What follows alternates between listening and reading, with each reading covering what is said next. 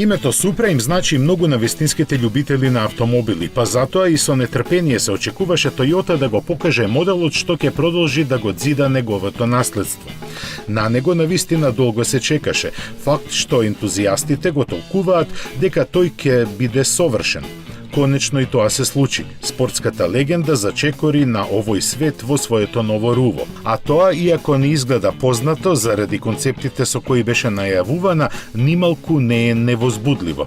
Напротив, дури и да не сте заљубеник во спортското возење, Supra ќе предизвика емоции кај вас.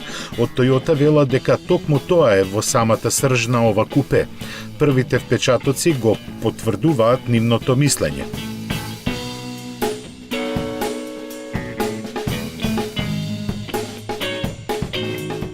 Дури и повеќе кога се знае дека под кожата на заедничкиот производ со BMW и дели многу работи со новиот Z4. Официјалните бројки кажуваат дека незиниот 3-литарски 6-цилиндричен турбомотор има 340 конски сили. Погонот е на задните тркала, а тежината идеално распределена меѓу оските во сооднос 50-50. 8-степената автоматика ќе ја забрза до 100 на час за 4,3 секунди, но максималната брзина за жал електронски е ограничена на 250. Тркалата се 19-инчни, а стопирачките Brembo со 4 клешти. Во првично објавените спецификации потрошувачката не се споменува, но и онака никој нема да праша за тоа. Она што ќе ги интересира сите е цената која за Америка е поставена на $50,000.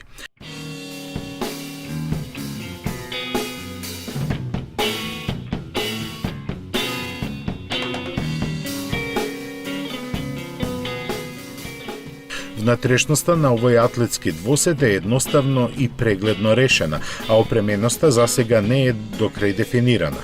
Сепак се забележува дека доста што е превземено од моделите на Lexus, а се знае дека во бројните електронски асистенти ќе бидат лаунч контрол системот и адаптибилното ослонување. За целосна безбедност ќе се грижат активниот диференцијал и автоматското запирање во итни случаи. Но за комплетно задоволство во возењето се очекува нејзината посилна верзија. Дали е во планот Toyota за сега не кажуваат. Место тоа се слушна дека овој чистокрвен спортист ќе биде понуден со 2-литарски турбомотор и тоа со две различни моќности.